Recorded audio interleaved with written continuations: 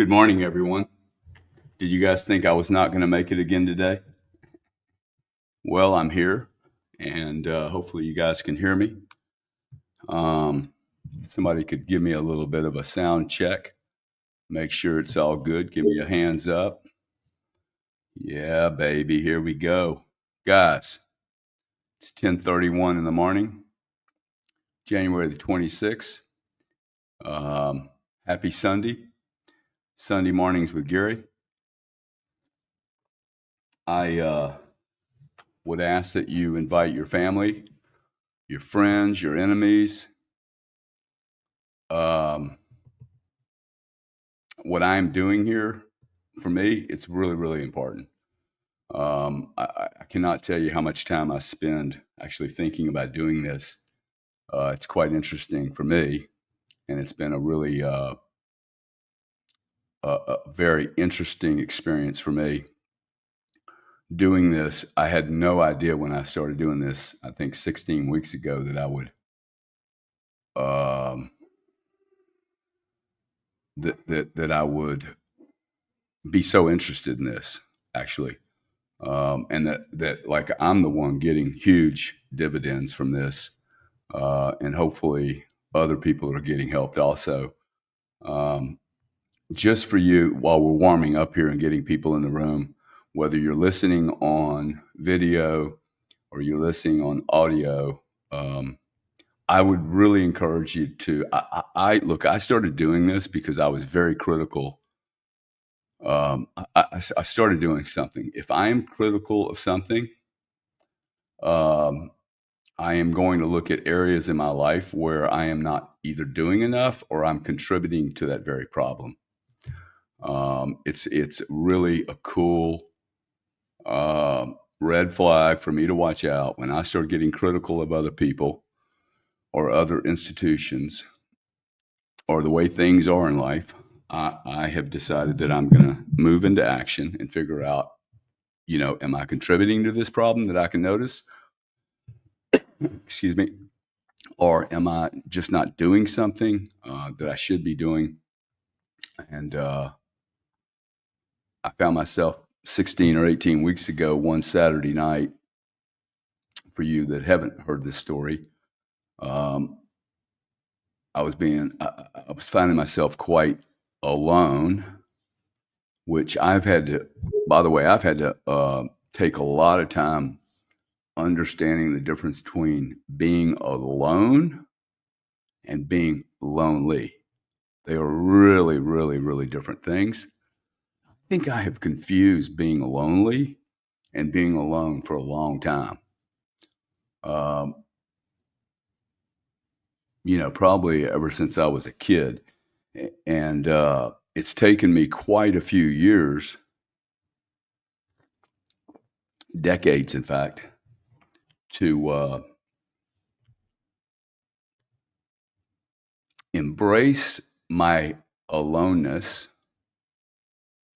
being by myself, and um, differentiating that from being lonely. I've gotten married 3 times because I was lonely, and I probably shouldn't have gotten married once. It's the wrong reason. It's just the wrong reason uh, to do anything is to, I got to go get connected to somebody because it's going to make me bigger, stronger, better, solve some type of problem. And for me, the loneliness has always been a short-term problem. It's never been a long-term problem. So a little off track there. The first thing I want to do, this is what we're going to talk about this morning as people are coming into the room. We are going to talk about, and I think it's a decent segue into what we have been talking about. Let's cover a few of the areas. And for those guys that are in the room, I normally don't open this room up to people for back and forth, because one of the things I'm trying to do here is I've studied 4 religions fairly intensely, maybe 3 intensely, and another one maybe not so intensely. I find it irritating, red flag for me, that every church I've gotten into the closer to God you were was directly related to your contributions and or your willingness to become a maxi. It's a new term I've learned from the crypto world. Maxi. Look, I'm not a maxi anything. I am a maxi authentic. I'm a maxi authentic, but not at the expense of embarrassing someone else.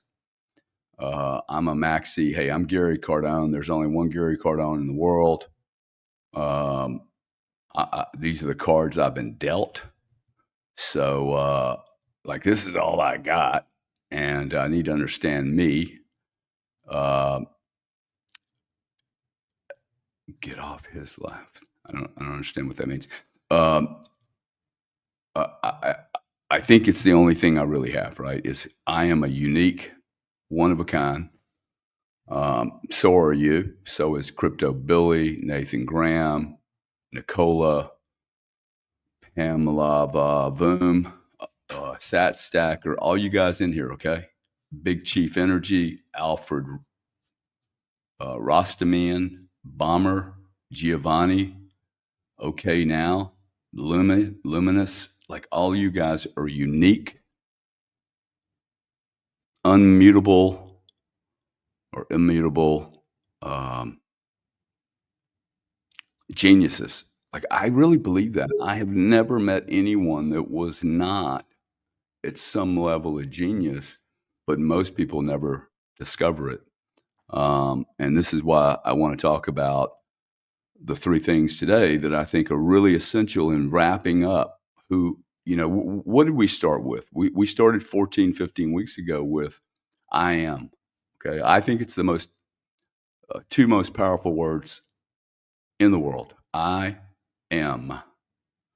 The answer is less important. By the way, it is not a question. I am, and then filling in the blank.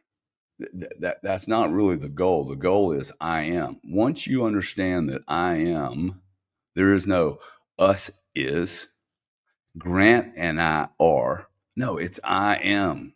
Okay, it doesn't matter if you're a triplet, a quadruple, you think you're a clone, you don't know who you are, you're confused, you're 12, you're 14, you're 16, you're 18. Remember, I want you to go back. Play a little exercise with me, if you would, all 1,300 people here. See, and this is why I do this, okay? This is the only reason I ever talk about numbers, and I'm going to get to this whole thing with celebrities and influencers and kings and queens and people that get a lot of attention.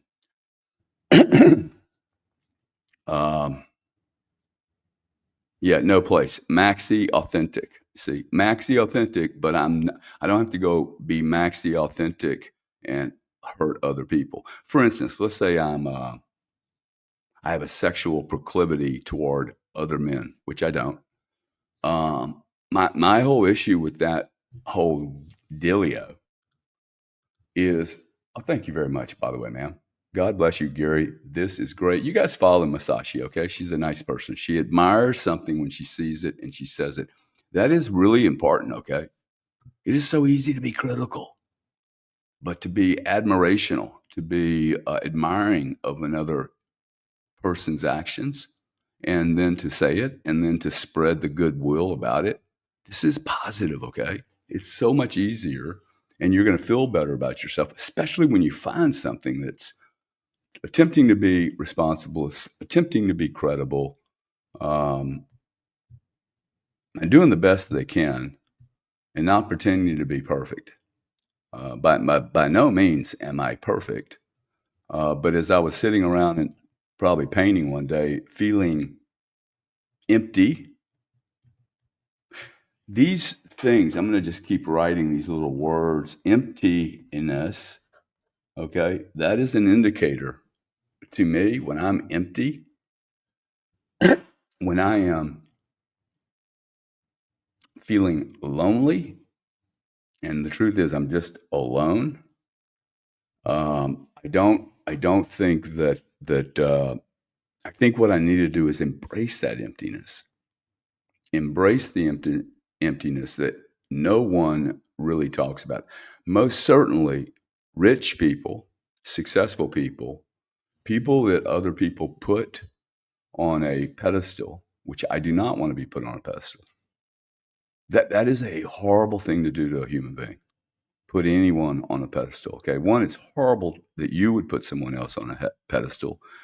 I've seen this with people that have a lot of following and a lot of, shall we say, um,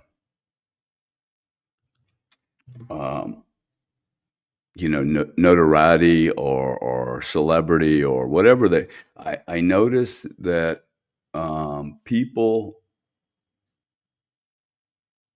Well, when people confuse themselves with confuse me with Grant, and I see their behavior change because he's written a bunch of books and he's been a celebrity and he's been out in the world, I find that really bizarre that you would change. Um, and I think the change is that you have put someone on a pedestal and therefore you are below that person, that thing. That's uncool, man.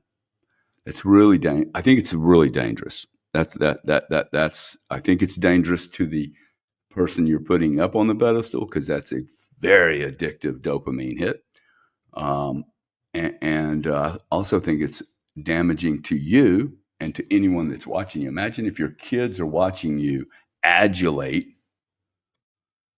Is that a word? Adulation.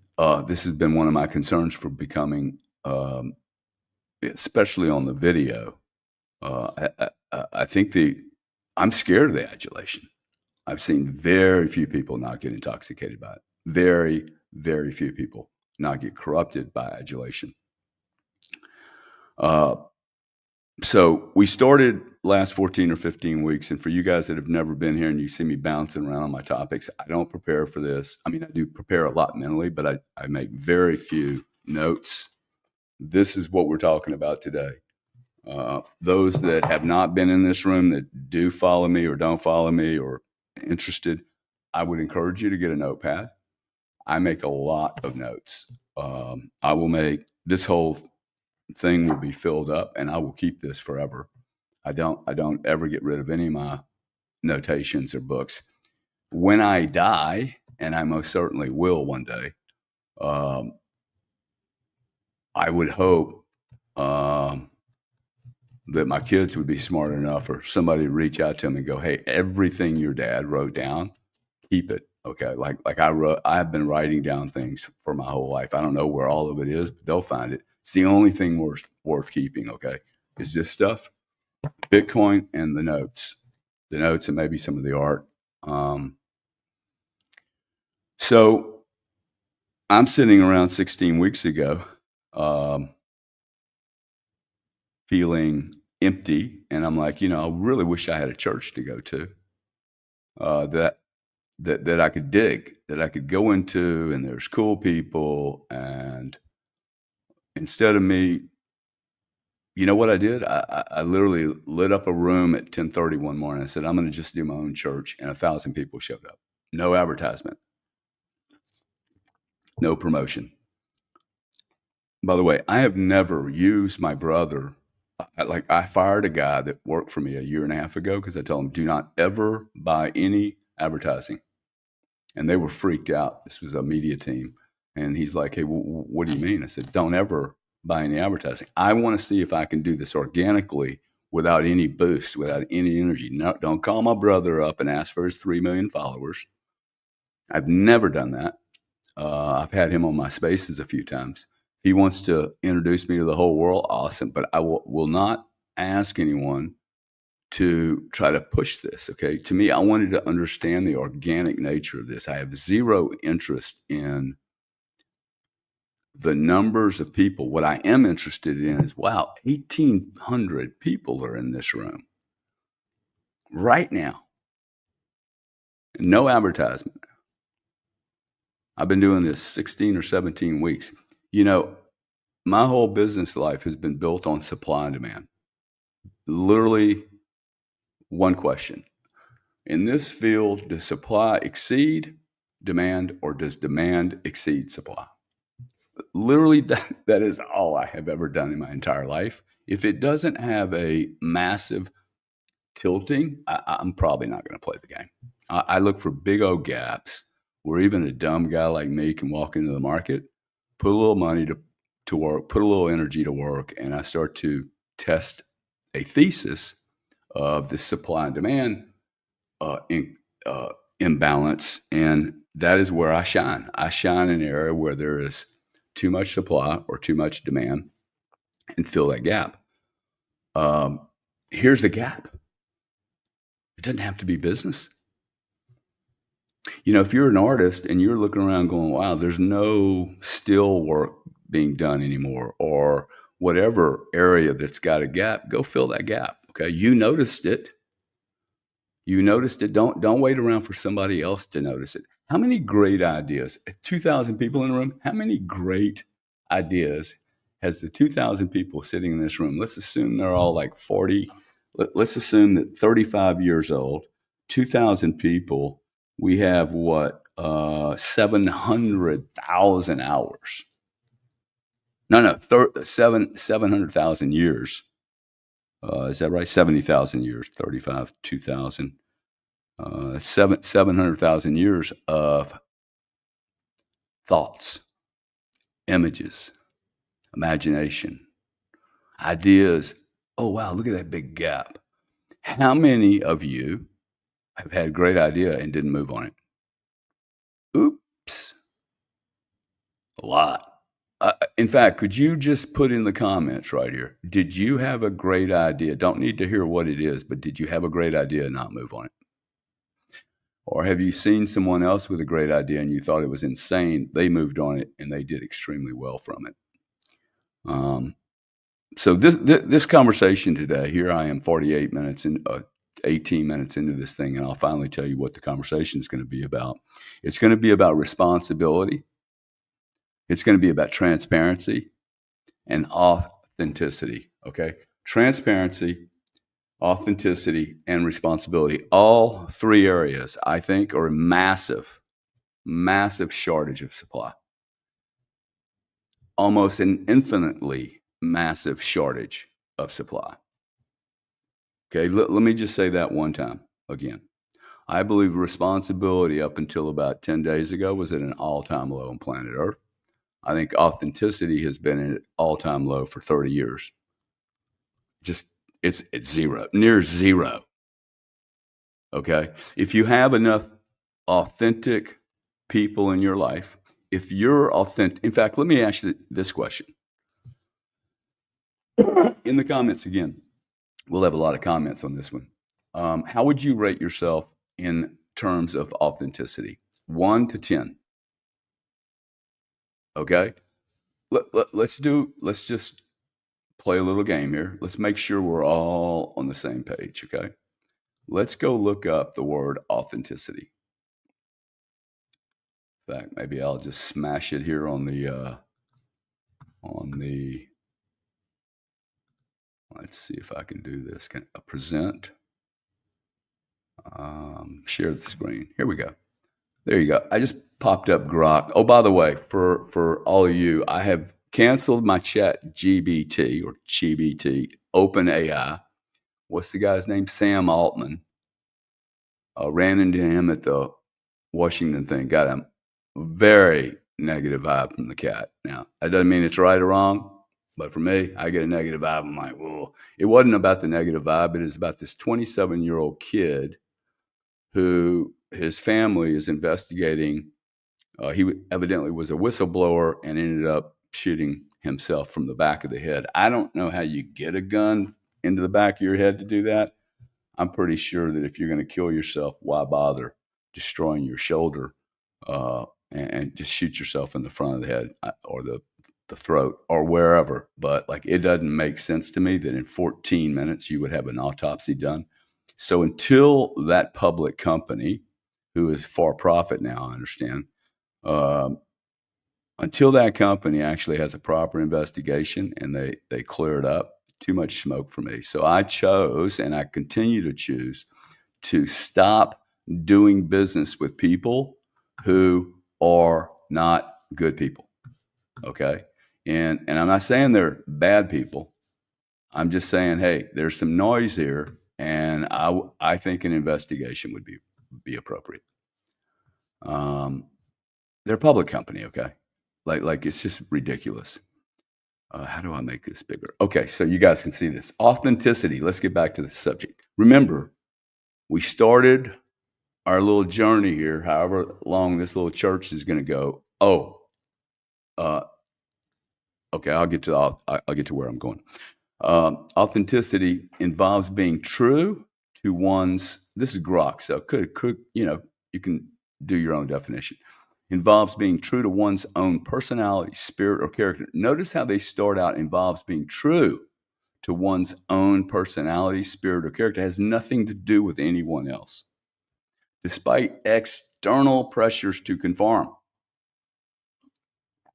Very interesting. Authenticity involves being true to one's own personality, spirit, or character, despite external pressures to conform. I would add internal pressures that came from mommy, daddy, grandpa, grandma, your teachers, your counselors, your first girlfriend, your first, second, third, fourth, 14th girlfriend or boyfriend, all the social pressure that's put on you, okay? These are all pressures to conform. An authentic person or entity,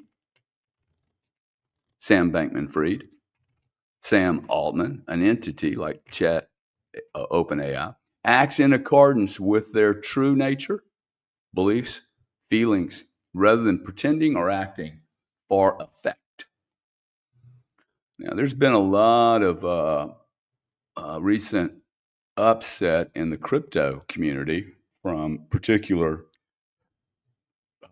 influencers and talking heads and people who love followers. And this is probably one of the reasons that this came up, because I think people who are in media, people who are stick their face in a camera, like myself, who stick themselves on radio, who write papers, they become public figures, and they have a responsibility, okay? A responsibility. And we're going to get to responsibility. But without authenticity, what do we have? We have nothing.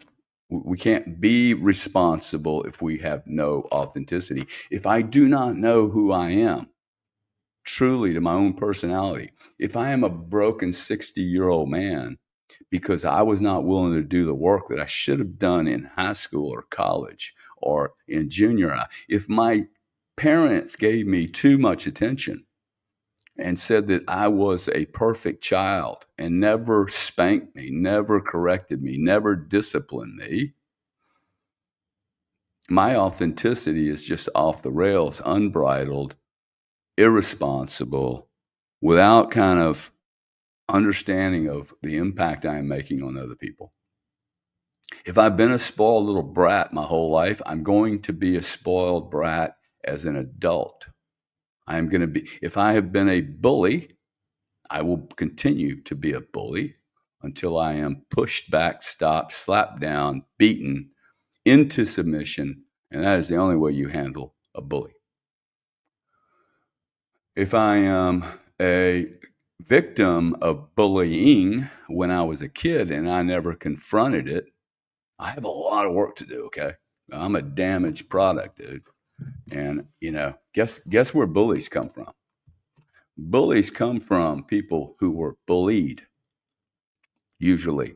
Bullies come from people who were bullied, okay?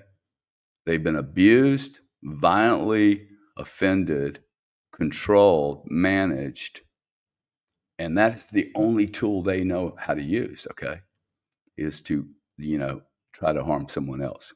In a cultural, societal context, authenticity can refer to the genuineness of products, experiences, or expressions, ensuring they are not counterfeit or misleading. Misleading, you speaking heads, you creatures of followers, dopamine junkies, and broken human beings. Don't mislead people, dude. Okay, if you're on a camera you're on a video, like I'm older than most of you people, okay? You can lose your respect and trust of humanity within seconds. And it takes a lifetime to acquire, okay? A lifetime to acquire self respect and other respect. Okay, so this definition might not be for you. It might be, that you have a slightly different definition. Happy to hear about that. But this is the authenticity conversation. Now, let's go back to responsibility. And first thing I want to do is let's read this responsibility. This says, pardon me, I always get on the wrong page, and I'm trying to do it from uh, the X page. Responsibility refers to the state or fact of having a duty to deal with something or having control over someone. It involves being accountable for one's actions, decisions, and their consequences. Accountable. Ooh, what does accountable mean? In a broader sense, it also means taking on obligations, whether they are personal, professional, or civic, acting in ways that are ethical, considerate, and mindful of the impact it has on others or the environment.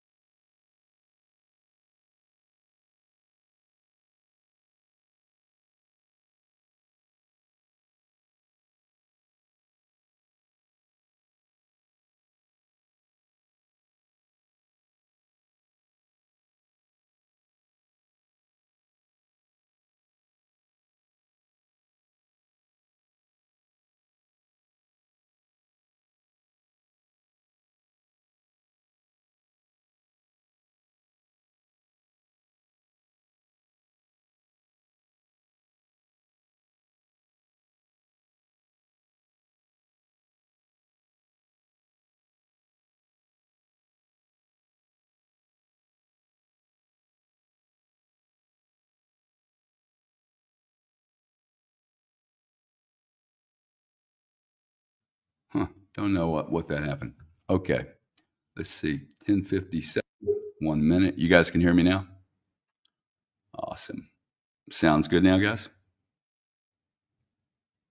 Yeah, beautiful. Okay, so responsibility refers. I'm so glad we had something for you guys to read while I was just yapping my tongue there.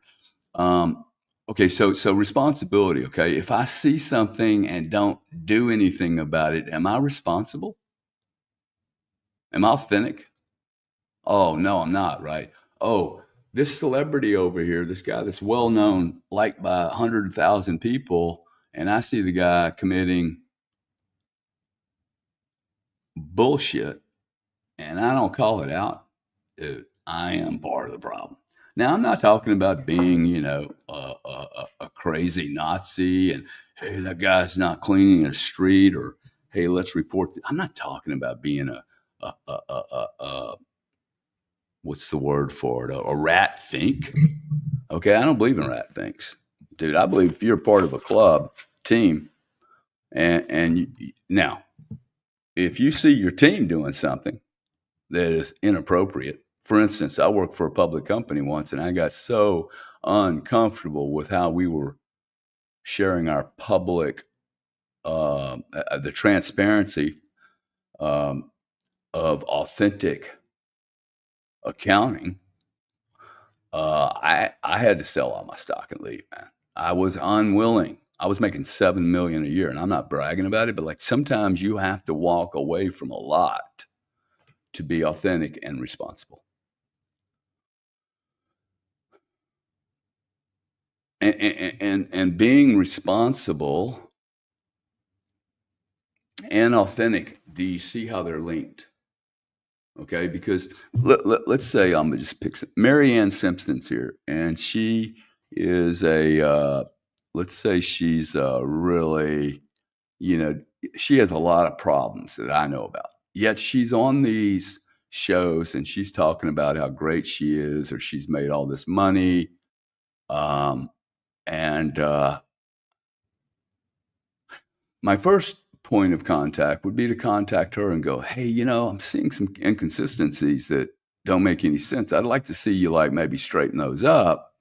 If she's not willing to do that, and she's influenced impacting other people, most certainly I have an obligation to call her out on it. Call her out directly, no action, call her out publicly, and then people can do whatever they want to do. And this is why I've been Fauci needs to go to prison.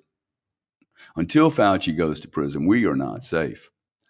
Every doctor that recommended the COVID-19 vax, now this is going to be harsh. I didn't take the Hippocratic Oath. You did. You chose to be a doctor. I didn't. Okay. Once you decide to go to that level of responsibility, either you were a bad doctor and didn't do the research on vaccines, and you told your patients to go do them anyway without any due diligence. You're incompetent, grossly incompetent. You should have your license revoked, seriously. Okay, why do I say this? I have a doctor who, quite frankly, most of society says, hey, you shouldn't go to that doctor. In fact, I've literally had judges and lawyers go, you have to go to another doctor, which I thought was a gross infraction. In fact, they made me go to 3 doctors to determine if my doctor was actually correct. I should have filed a freaking lawsuit against the lawyers and the judges, but I had bigger things to fight at the time. I still think it's heinous.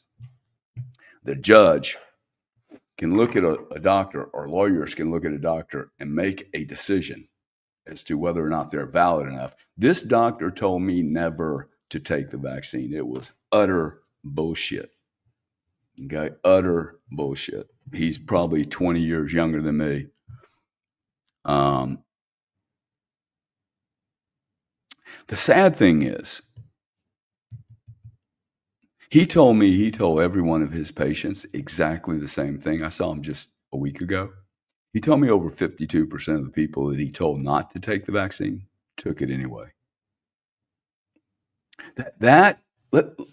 Can we just go back to that one little thing that we noticed here? Authenticity involves being true to one's own personality, spirit, or character, despite external pressures to conform. I'm going to say right now that I believe we have a population of people who have no ability to resist external pressures to conform. Want to hear a weird story? A weird story that my daughter, and it's not weird, it's reality. My daughter's 17 years old, getting ready to finish high school. She'll end up with a A- or a B+, probably A-. She told me the other day that she overheard one of the teachers, who she says does not spend any time with her. Man, this is a good kid, dude. I mean, every teacher likes this kid. She will go beyond the Call of Duty.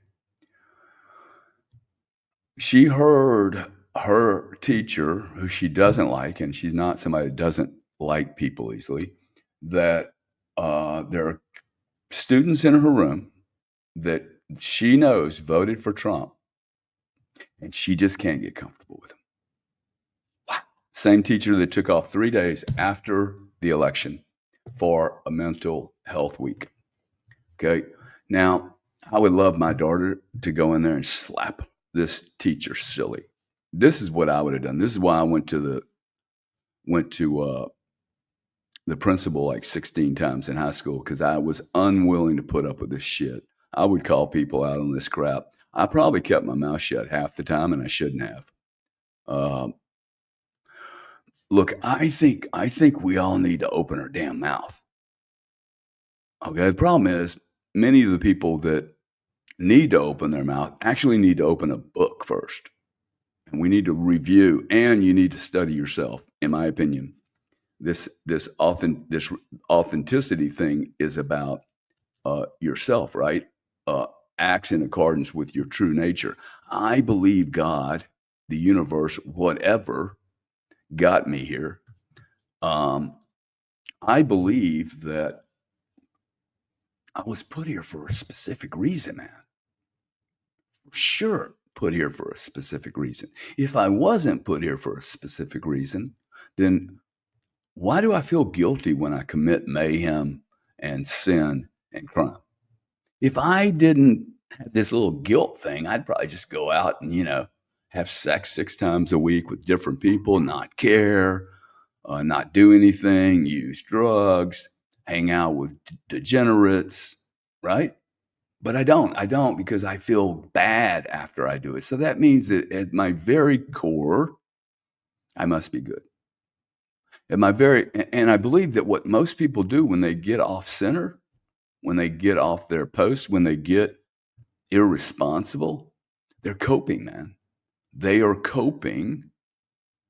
They're coping, okay? They're trying to survive. What does coping mean? I am trying to deal with something. I am trying to survive. And it may be, let's take, for instance, a guy I know who I think at probably the age of 8 just wasn't disciplined. Okay, this man was not. He was either given too much or too little attention. I suspect he was given too much attention. He was spoiled rotten, and he was never slapped down like a little bitch. And he has gone through his whole life with accolades of going to great schools and making up this whole story about himself. That's just not true. And every time you commit a lie, remember, look, by the age of 4 or 5 years old, so that we're not talking about sin and right and wrong. Look, I feel blessed that I have been like this most of my life, that I have been one of these fuck you kind of people. I'm not getting in that long line. That long line looks like everybody's going to get slaughtered to me. Ever since I've been a kid, I am not getting long. If you have a mass of people all showing up telling me one guy's great, I'm immediately go, really? Let's go check this out. Because I think most people make the wrong decisions. If a whole group of people make the wrong decision about something, I'm pretty sure that groups of people make the wrong decision. I mean, just look over history, dude. The masses always are wrong. And I think the reason is, let me try to get back right here. I've probably done this wrong again. Of course I did. Stop screen, stop sharing, view the X tab. Hell, what have I done now? Okay, here it is.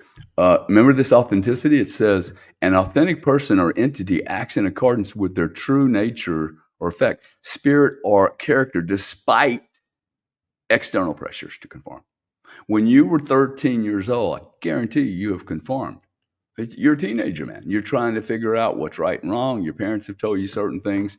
External pressures to conform. External pressures to conform. You should write down how many times you have conformed. Seriously, man. Like we conform a lot. Okay. It seems to me like we're at a point in our universe, in our life, and on this time span where we've been betrayed so much. We've been betrayed so much that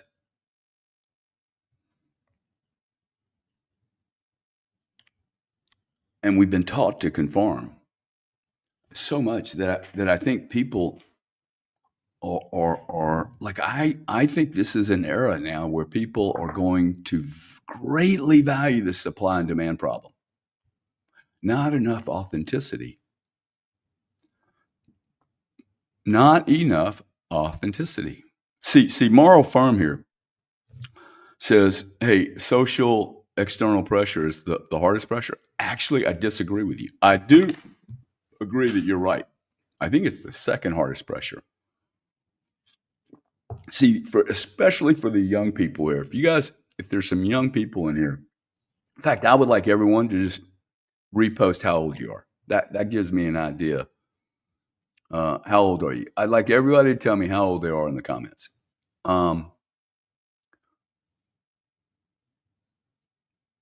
You remember when you were 8 years old and you started figuring, "Hey, who the hell am I?" And then you're 10 and you're 12. I see my kids doing it right now. Um, dude, if you didn't figure this out earlier, the pressure is internal, okay? Because this is the way this deal works out. I go and, um, I'm at school and "Hey, I wanna be an artist." And then the jock looks at me and says, "Oh, you're a faggot." Okay? I immediately go quiet. Oops, I go quiet. Ooh. Now, I go quiet, so I responded to external pressure. He's more popular than me. He's got more followers than me.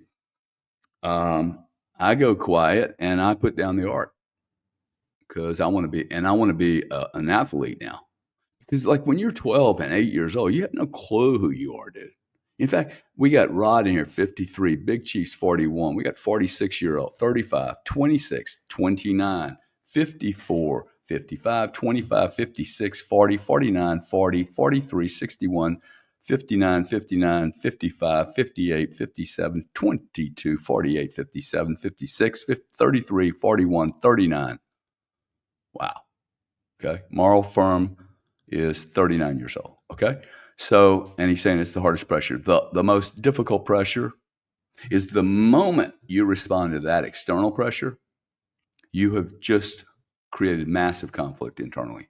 Massive conflict internally. You're going to be shaking for the rest of your life. I've been shaking for the rest of my life every day. This authenticity thing. Once you make the decision, hey, I just want to be myself, man. We spend so much time trying to be like uh,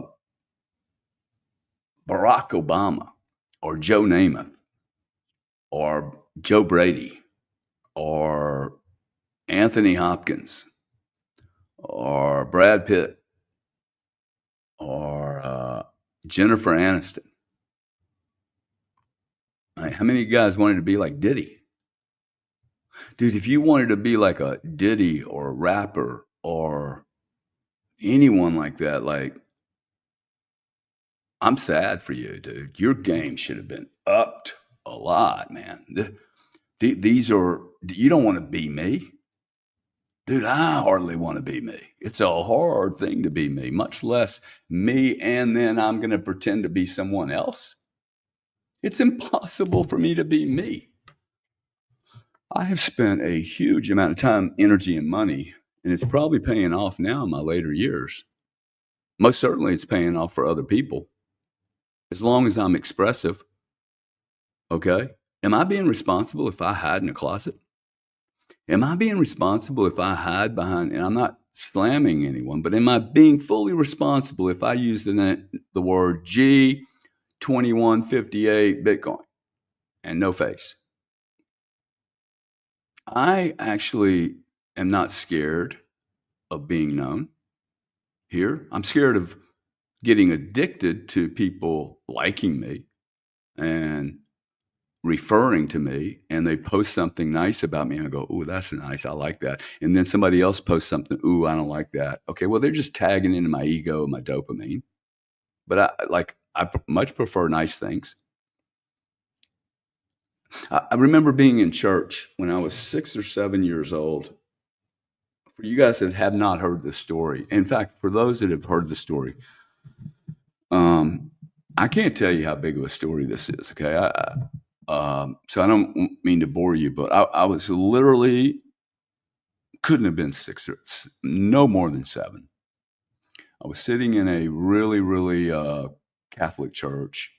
Imagine stained glass windows everywhere, 140-foot ceilings, the whole, I mean, dude, there were so many statues, like, just images everywhere, and I'm sitting there not I'm listening to the guy, but I'm 7, looking around. I see Mary holding Jesus and cat hanging on the cross, and I was like, man, these are beautiful people. First off, how'd they get so beautiful? Secondly, they're white. I thought that was really interesting. Wow, they're all white, man. Aren't I lucky to be white? What if, like, I had a nanny that was black. I'm like, man, she's not in this church. She got screwed. Anyway, this cat stands up in his beautiful robe, scents going everywhere, getting ready to pop out the LSD wafers. And I don't mean disrespect, by the way. Okay, it's just all these rituals. By the way, I love rituals. Absolutely, I think we should go back to having some rituals. Anyway, this guy said it is easier for an elephant, or was it an elephant? It is easier for a I don't think it was an elephant. It's easier for an elephant to get through the head of a needle than it is for a rich man to enter the gates of heaven. It's easier for a camel. It is easier for a camel to get through the head of a needle than it is for a rich man to be in heaven, get in heaven. Now, you tell me, what are the odds of a 7-year-old kid whose dad had not died yet? I had a beautiful family, dude. I had a twin brother, older brother. Yeah, I mean, we got slapped around a little bit for being naughty, but I had a great family.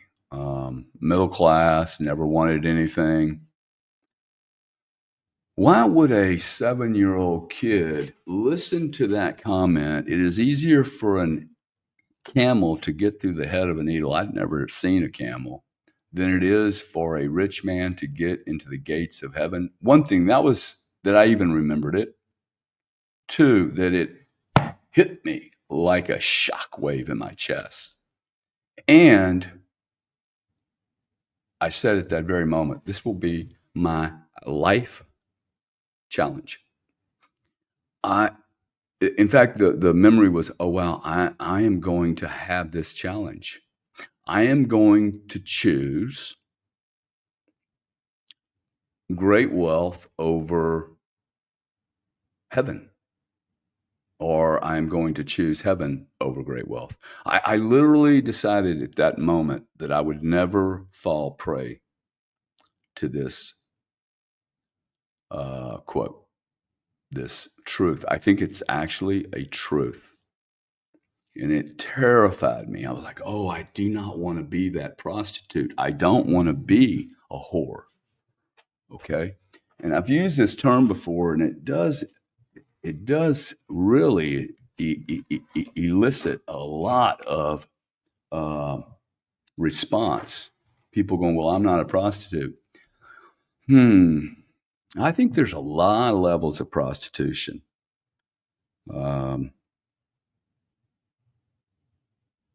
I lost a lot of friends during COVID. But the truth is, I didn't lose anyone because they were not my friends in the first place.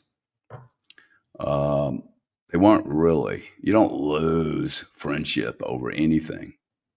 If you're willing to communicate, you're being authentic. Everyone's being authentic. I don't lose good friends. I gain great friends, and I lose people who are just really not even.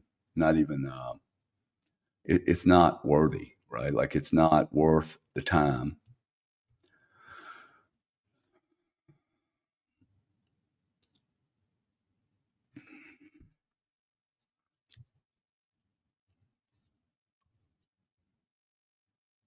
I get into these things, and this is the best way for me to say this. I get in about the 50 minutes of this, or 45 minutes. I'm like, hey, why are you doing this, dude? Like why? See, this is where the self-talk happens. I have two little guys that talk to me. Okay, they're not really two little guys, but there's Gary, and I know what I'm doing, and then there's something else. That some negative, for instance, I'm sitting here going, you're all over the place, dude. You're bouncing all over the place. You're in between transparency and authenticity. You keep trying to get back to responsibility. And then you keep telling all these bizarre little short stories. What I'm trying to share with you is my own internal conflict that I know you have. Do not tell me that you're not conflicted on a fairly regular basis. I meet very few people that are massively authentic. Seriously, I mean, and by authentic, I don't mean that you have to be mean to anyone. I don't think you have to be mean to or critical or but most certainly we are not long authenticity. We have very few politicians who are authentic.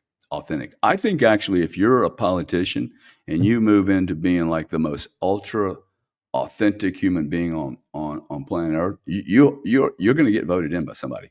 Just like literally it will be impossible for you to lose because there is so little authenticity. First off, most people, this is why I was very interested in the age bracket. I'm very surprised at the age of the people here. I would say the average age is close to 50 years old. And maybe it's because I'm 50. Oh, liar, liar, pants on fire. I'm 66 years old. Um, I well, I won't go there. Um, Henry Thoreau's listening, laughing his butt off in here. Um, so So look, when I came onto this platform about 2 years ago, or by platform I mean this whole social media thing, which I had no experience prior to, um,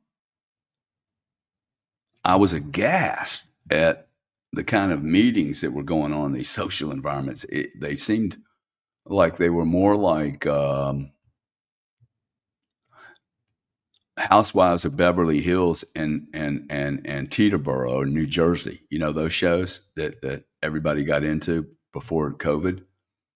Before they did COVID, they locked us in a room with all these celebrity shows, and the wonderful, responsible, transparent, openly transparent, and authentic Kardashian family brought us into the age of have sex on TV, and you too can become famous. I will never have knowingly sex on TV. By the way, just let you know, knowingly, I will never have sex on TV. Um, and if I do, I'll spend every dollar I can possibly do to get it erased, including going broke. That is not the way I choose to be known, to be famous. I mean, if that's where your notoriety is coming from, make no doubt about it, these people will end up with horrible endings. Horrible endings. That there is no good story here with these people. Um, Look, I have an obligation. I'm going to get to this responsible word, okay? My father and mother sacrificed, and if you don't have children, you may not know what I'm talking about. I did not know until I had children the sacrifice that a good parent makes. The time that I have devoted to my children watching stupid movies, the time that I have devoted driving to schools to watch a game that I knew my kid was going to play 8 minutes in, when none of the other parents are there. I don't want a gold award for that. I'm not asking for anything. I have made a lot of mistakes. I had a massive failed marriage. I probably created. They'll probably spend. I hope they spend money with psychologists figuring out what the fuck went wrong and don't repeat any of your dad and mom's complete psychosis. Um, Most certainly, I want my children to look around and go, hey, look, my dad wasn't a criminal. He wasn't a scumball. My dad and mother said one thing to me. They can take anything from you, but they cannot, whoever they was, they cannot take your name. And there is no amount of money, there's no amount of followers, there is no amount of clicks, tips, or tricks, or sex, or anything, Bitcoin, that would put me in a position where I would harm my parents' names. Not a chance, man. Not a chance. I was going to go to the Biden family, but that would give me way too much material, and we would go here for 3 hours. Um, One of the things I like about Donald Trump, I got to tell you, okay, one of the things I like, I don't know very many people that were supposedly given a bunch of money by their daddy and they didn't turn into a total crackhead. Name me, this is tremendous fear for me, by the way, about my children. Name me anyone that, received a shitload of money and didn't blow it, didn't blow their whole life. Okay. Didn't blow the name, didn't blow the reputation. I mean, I'm even thinking about shit. Maybe the best thing for me to do is just stick all this shit in some kind of all my Bitcoin in some kind of trust. And when the kids are 20, they got to go to work at McDonald's and figure it out, just like I did, dude. Just like I did. That's probably what I'm going to do. They're going to freak out. I mean, they're going to know, wow, this is a different life. Now that'll be very hard for me to do, but I think it's probably the best thing to do. So responsibility. That's where I wanted to really get to today, because I think if you look, there's nobody going to sit here and go, "Hey, I don't want to be authentic." Very few people will sit in this space and go, "Yes, I don't want to be authentic. I want to be a complete dildo." Okay, I want to just be an ass wipe. I want to be like everyone else. I want to be just a criminal. I grew up in a good family, but I'm going to completely screw it up. First off, any family that you did grow up in, most certainly they had their issues too. Okay. They had all their little weirdnesses, their drug problems, their family problems. I mean, look, if 46% of American families get divorced, that's pretty much a good indicator that probably 75 or 80% of the families are highly dysfunctional, or at least dysfunctional. Most certainly, 46% does not represent the total fucked up relationships. Okay, most people don't want the transparency of, "Ooh, I had a failed marriage." I don't think that the U.S. stats are much different than the world. So you can't tell me that everyone's perfect. That means that I have to be willing to look at my life and everything I learned from that experience, because I learned things from my parents, I learned things from books, I learned things from my friends, I learned lots of things from my enemies. I learned things about myself when I'm put under social pressure when I'm 16. And if I haven't learned how to deal with the social pressure when I'm 16, what am I going to be doing when I'm 26? And I'm inside of a company that's worth $100 million or zero. And all these people went to high school and college, or maybe not college, but they went to high school. They have all their own problems, and none of them are being authentic. So you all start to learn to get real gray.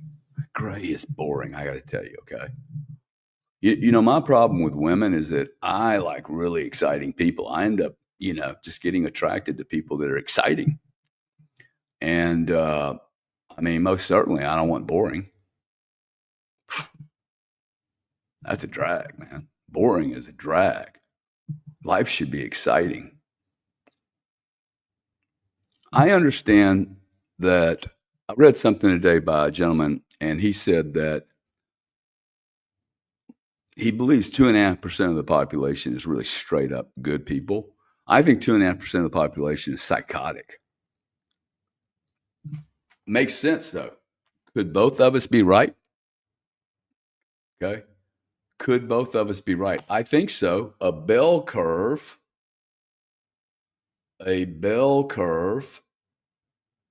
bell curves exist in everywhere they exist. Okay. So where are you in the bell curve?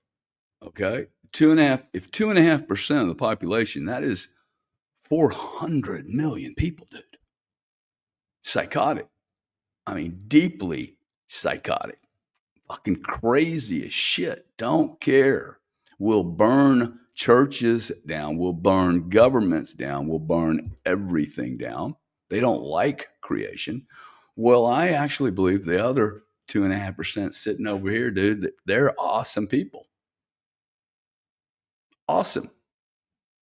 So And then we have the gray here. Now, I'm speaking to you gray people. The 2.5% over here, the crazies, the psychotics, do the best you can do. Stay the fuck out of their way. Okay. And keep other people away from them and teach other people what to look for. They have red flags all over their ass. All over their ass. For instance, about 5 months ago, someone went out of their way that has 100,000 followers, went out of their way. I am blocking Gary Cardone. You can block my ass all you want. Like, block me, mute me, do whatever you want. But why would you go out of your way to tell a community of people that you were blocking me? Red flag. See, immediately I'm like, oh, wow, this guy's broken like a fucking bamboo shoot. This guy is a total fraud. I never said a word. I watched him. 4 months later, starts doing the same thing to other people and showing his cards. He is showing his cards, and he will end up. He's a broken human being, man. Okay, but when you start seeing people smash people you like publicly, you got to ask yourself, why would he do that? Okay, what was the motivation? That is harmful. You're literally trying to harm someone. Okay, you're trying to. You don't see me saying, "Hey, Henry Thoreau's in a room. I ain't gonna follow him anymore." For me to do that would be for me to harm him. Like I am literally trying to, put stink on him. Now, hey, if you made a mistake, you got a little emotional one afternoon. Hey, you know what? I unfollowed Gary, but like that was a mistake. Well, that didn't happen either. Okay, so this is about being authentic, transparent, and responsible. Okay. Notice I am not calling this person's name out. I don't need to hurt this guy, dude. And quite frankly, I wouldn't even be thinking about this individual if we weren't doing this. He just offers me a good opportunity to give you a great example of a spoiled little brat whose parents should actually go see a shrink and figure out what the fuck they did to this kid, because they clearly never disciplined this little boy, this little child, 60-year-old child. Unbelievable. Notice I've never mentioned his name. I won't mention his name, but I will continue to use this individual as an example of what we don't need anymore in our lives. I don't need this bullshit, dude. I need good human beings. It's hard to find them too. Okay, it's 2.5%, maybe. Now, let's talk about this area, what I call the gray zone. Okay, the gray zone, all you middle classers. Hey, I'm in the middle class. I'm in the middle class. First off, your middle class is getting ripped to shreds. Ripped to shreds. By the way, this middle class, they love not getting out of the pressure zone. Okay, none of these people ever offend anyone. None of them. Okay. This group of people is going to get what they're given. Freedom is never given. It is only taken. Freedom is never given away free. Dude, it is taken. It is never given. And, the challenge is people that are authentic and responsible, they don't need more than others. But people who are irresponsible, who think the world is a finite universe, that they need another zero, those people don't really give a fuck what it costs you. See, I actually care. Like, I am not interested in gaining another dollar so that at the expense of someone else. I could have sold drugs a long time ago. I could have been a billionaire by the time I was 45 years old. Easy peasy, dude. I was not willing to commit high crimes. If I'm working for Donald Trump and he asks me a question and I don't think the answer is right, I'm going to tell him what I think. And if I don't have my job in the next hour, he hired me to tell him my truth. He did not hire me to suck his dick and lick his butt. Okay? This is where people go wrong, man. They start overthinking what the answer is instead of answering the freaking question relative to your own belief system, your own education, your own knowledge.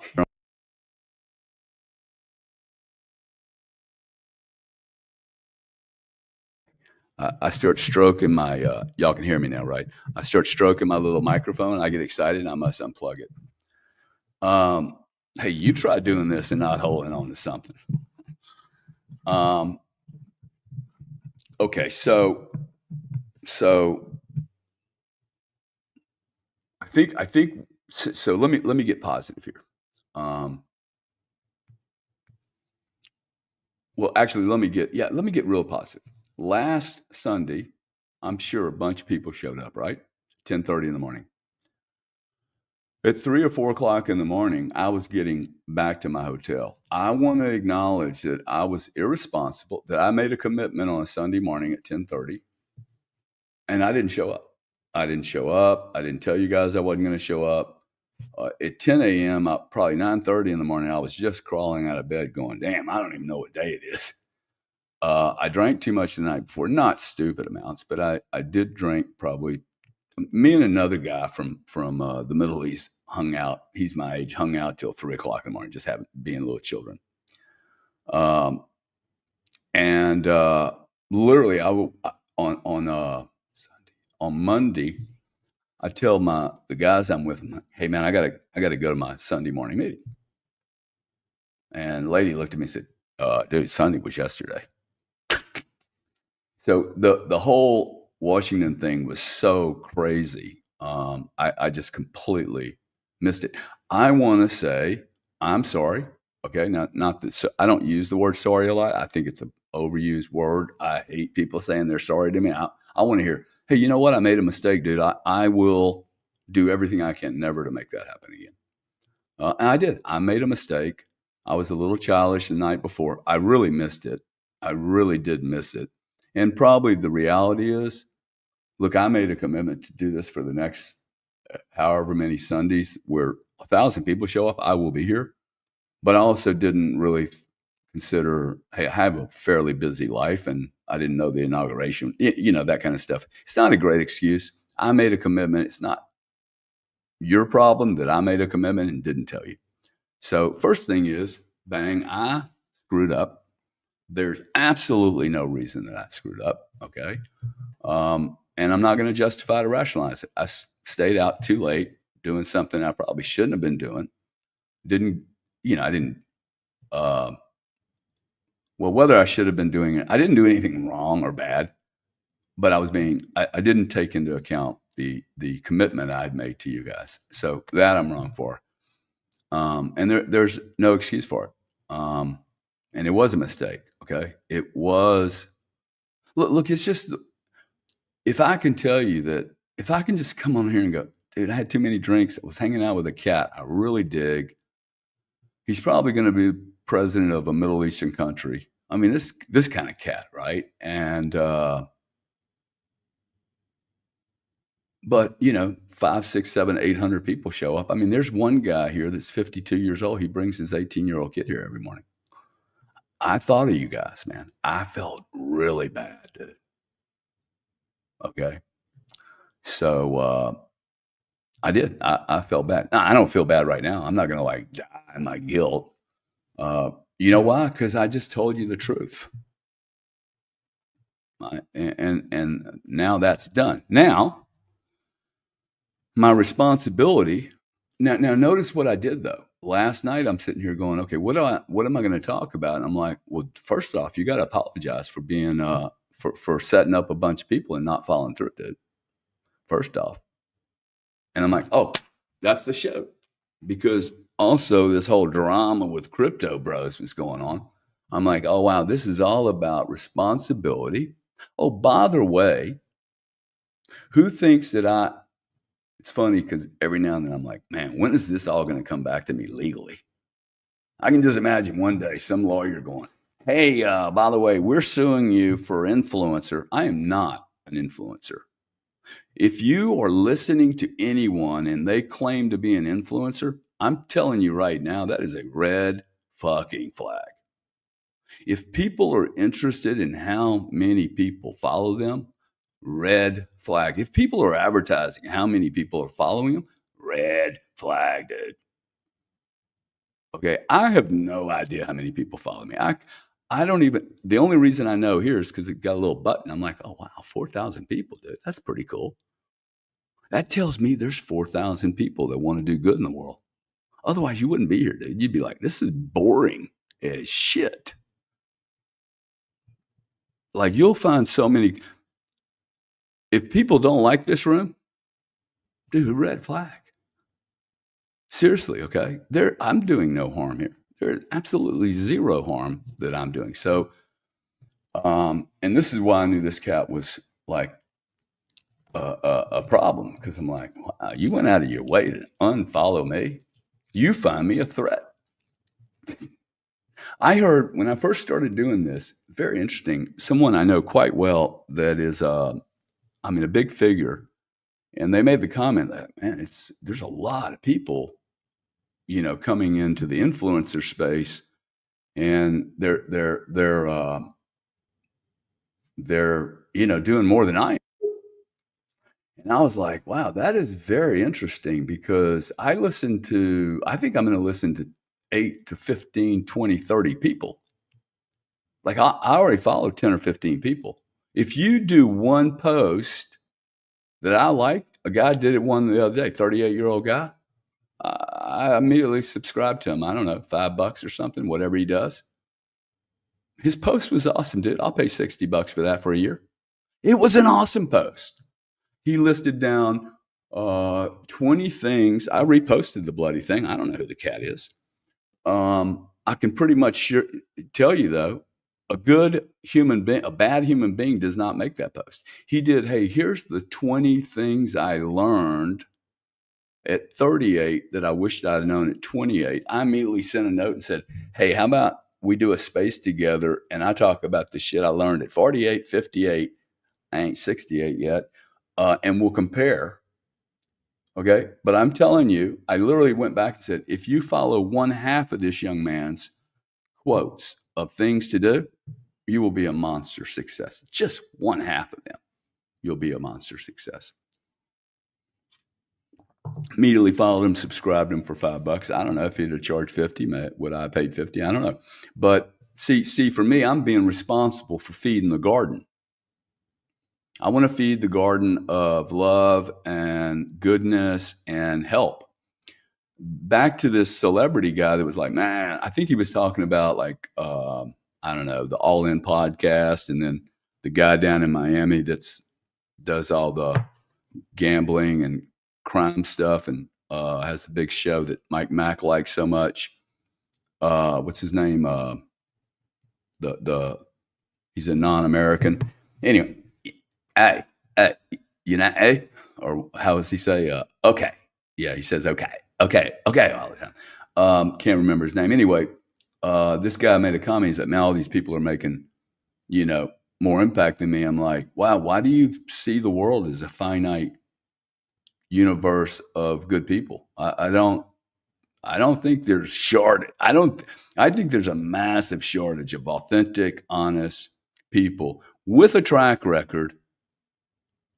And then you add into there with a clean closet, dude, it's in the very small numbers. Okay, like in the dozens at max. Imagine that. I think there's only dozens of truly authentic people with a true background that can stand the test of a closet audit. Like, who the hell are you? And is everything you're saying actually accurate? And if you can find those people, dude, you find them and you hold on to them and you support the hell out of them. And you encourage them, you admire them, and you start cutting off all support of other things that are less. I've been saying this for 2 years. You guys talk about, it's so easy to get on X and go, wah, wah, chat GBT is scary or whatever. but you're still paying them. The world is a horrible place, and then you still go to Starbucks and drink their poison, pay them for doing something is like, dude, it's what are y'all doing? Okay. Woke is shit. Okay. Like, I'm not into the woke stuff. If you can't afford a coffee, don't go and urinate in the toilets. Like, as soon as they started doing that, I'm like, what are you doing, dude? Like, who are you trying to help? The entire California coast has no retail anymore. Amazon just pulled out of Quebec, dude. Amazon just pulled out of Quebec, Canada, over this. Like, these people are. Look, I'm not talking just about individuals. Okay, you start looking into companies, and you're going to be flabbergasted at the lack of responsible, transparent authenticity. One of the things I really, really love about what Michael Saylor at MicroStrategy is doing as a public company, if I would challenge every other U.S. public company weekly to do a podcast on what their earnings are, what their strategy is, as Michael Saylor's doing, you can't find it. 50% of the companies that are public today would go out of business if you met their CEO. You'd be like, seriously? Okay. Much less that they can't even explain their business, go ask Barclays what their core business is. In fact, ask Visa or MasterCard what their core business, ask any of these people. Okay. Ask Meta, what is your core business, Mark Zuckerberg? Other than stealing ideas, what is your core business? What is my core business? Dude, I don't have a core business. Okay. I hold a lot of Bitcoin. I'm letting the Bitcoin work for me. And right now, my business is to surround myself with as many great human beings as freaking possible. Look, the day I die, I would love, like, you guys want to do something for me? Everybody show up to my damn funeral, which I probably won't even have. I'll have a party, okay? And I expect you to get completely slaughtered, have fun, tell stories, laugh your asses off, get bent, and like have a blast, man.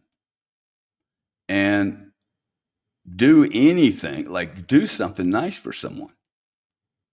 If you guys show up and go, wow, that cat was a good trader, dude, he could really ball around the markets, I'm going to be grossly disappointed. Or like, you know, if someone goes to my funeral, and I think people should think like this, hey, what are people going to say about me when I'm dead?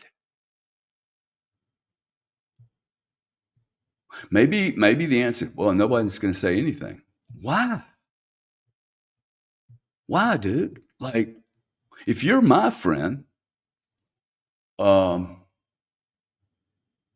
an older man asked me the other day, this guy, like, he said, why do you do all this stuff on TV? I'm like, first off, why don't you? Because you have a great story to tell, dude. You have an awesome story to tell, and I'm the only one hearing it. Okay. Now, I know this guy's a cool guy because the more he's around me, you can't hide. Like, when you're around somebody for 3 days and he sees how you act with the waiters, and then he sees how you act with somebody coming up to you saying, hey, you're Grant, 37 times. And no, dude, I'm not Grant, peace, Hey, can I take a picture with you anyway? Sure, dude. I'll take another picture that I'll never see. He watches this. He's like, dude, I got to meet this Grant guy. I said, nah, bro, you already met the great Cardone. You just know about the Cardone that everybody has seen. And I'm just kidding. But this guy's like, bro, you're a good guy, dude.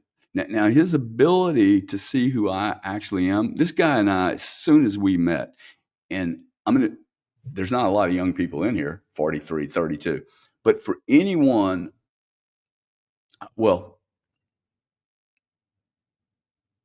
every now and then, and it's about every 7 years or so, very infrequent that one, two or more of these incidents would happen in less than, say, 6 or 7 years.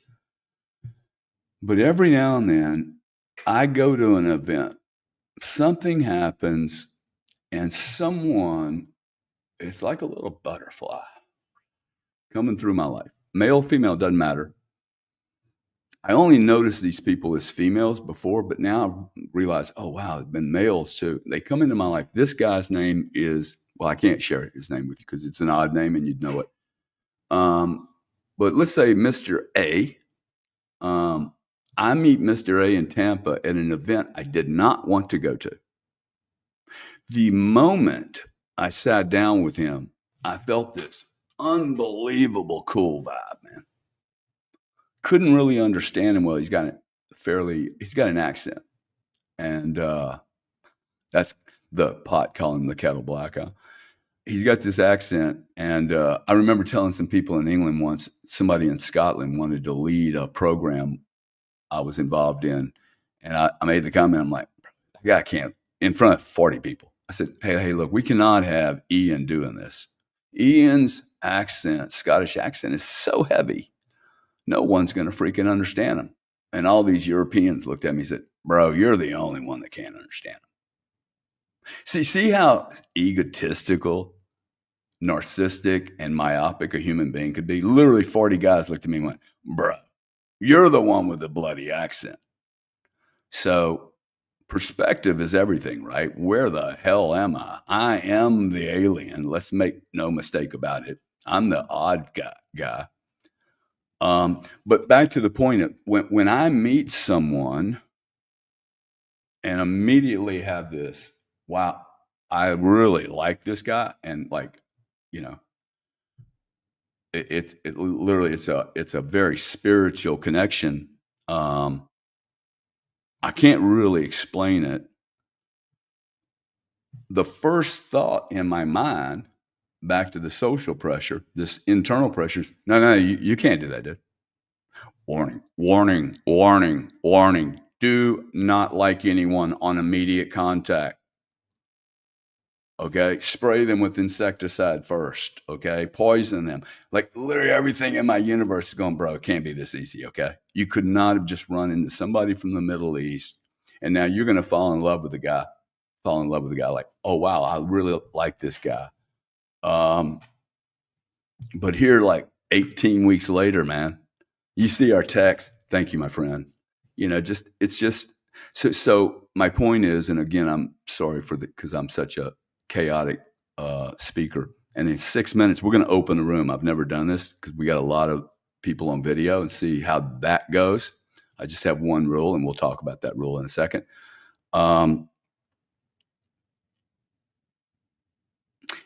When you find a great human being, don't let them go, dude. That's the point. Okay. When you find now that does not mean this one human being is going to be perfect forever and ever. Okay, but like they're so rare. Okay, it's like walking on the beach, find this huge gem. The other thing is I have to be really careful with my own motivation. Like, what is my motivation to interact? What is my intention here? See, for me, it's been really cool for me. There's two things I don't do. I don't ask for money here, and I've never asked for money on my art. I have so many people going, hey, why don't you start selling your art? Just coming out of the closet and being willing to share some of my art with people has been really difficult. Talk about internal pressure. But for me to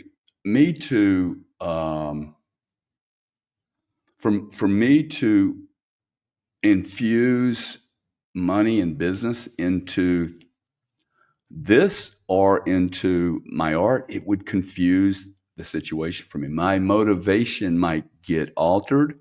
Doesn't mean that I'm not interested in one day selling my art. I will be, but I don't want to do it. I would much rather Mike Mack comes in here and go, bro, I will be your art guy. I know what I'm doing. I met a lady in Washington, actually. Talk about a wild story. Um, that's the other part of the story I didn't tell anybody. I bailed out of the whole Washington scene. Now, talk about authentic. I go there with the best freaking tickets in the world. Like I had these beasts. I got about for you guys that haven't seen these things, I have about 3 or 4 of these. This is just for the rally. I got 2 of these, man. These are worth like, I don't know, 30 grand. They gave them to me. And then I had 2 other to the Liberty Ball that were gold, and then another one to the Bitcoin thing, and then another one to some event. Then I had one that was top secret, and then nobody could even end up using these. These were like, when then they changed the whole situation. Anyway, instead of going like half of these, lady says, hey, you want to go to an art gallery? I was like, you know what? I like this lady. I want to go to the art gallery. We ended up in an art gallery that we couldn't get to. She takes me to a different one, and I spend 2 hours in this art gallery just going into overdose land, only to run into a room, and I'm like, Deb, I have this art in my house. I'm looking at $140 million piece of art. Okay. And I immediately said, hey, look, there's an error in that art. I mean, I must have a good eye. She's like, dude, you're noticing things I don't even see. I studied art. And I'm looking at this art. And I'm like, dude, I've seen this piece of art before. And I'm like, there's no way I own this piece. Anyway, I own 2 of this guy's pieces of art. I came home and I'm like, sure enough, dude, I own 2 of these pieces. Anyway, I really enjoyed that that experience, and that's part of my journey, right? See, part of Gary is, hey, actually, I didn't use most of these. Now, my internal pressure was, dude, you flew on a private jet to go to Washington, D.C. You must do all of these. You must make sure that every ticket is used. I was literally trying to give them away. Because quite frankly, I'm going to remember that art experience more than anything I learned at hanging out with Chamath, waiting to get a seat in the stadium or whatever. Whatever, dude. We're all just regular people, dude. We're just like you. This is what I'm trying to say to you. Don't allocate your energy, outsource your energy, or expect anyone else is going to be responsible, authentic, or transparent. The problem with this world is that none of us have done enough. We have trusted that other people would do it. And other people are susceptible to their own egos, their own social pressure, and their own upbringing. And very few people have the mettle, man, to be different. The mettle to be different. The mettle to be, and I think we're all different. Every one of us, authentic, unique, and we're all going to get better if we choose to get better in communicating a message of peace, prosperity, freedom. See, freedom for me, somebody asked me once, hey, what is wealth? Dude, real wealth, I don't care if it's $1 or 10 trillion. Real wealth is the ability to say yes to anything. Yes to absolute anything, and to say, fuck you. No, I ain't participating. You ain't going to trap my ass. Kind of no. These are really, really important things. Until you are in a capacity to say, no, I am not committing a crime for a $30 an hour salary or a $300 an hour salary or a $30,000 an hour. Dude, you ain't buying my ass for any amount of money. I shall not be a prostitute. I will not be a whore. And you guys get on me about using these terms. I know very few people who have not prostituted themselves. In fact, I don't know anyone. If you were really honest with yourself, dude, nobody on this stage, nobody in the audience can say, I have never prostituted myself. Think about that. See, the moment I say to you, look, I slept with a chick once in 2000 2001, I probably made $1 million that I wouldn't have made. And I kinda knew it. I kinda knew it. Now, would I have slept with her if she wouldn't have been the head of HR? Maybe. Um, but my motives weren't really that perfectly clean. It most certainly wasn't gonna damage my bonus. So, there'll be some people on here go, "Whoa, that guy slept with a woman for and considered money?" Yeah, dude, I'm gonna admit it, okay? And if you can be so pure as to say that you have been completely responsible and never hoarded yourself out, never said yes when you wanted to say no, or said no when you really wanted to say yes, or didn't take that career job.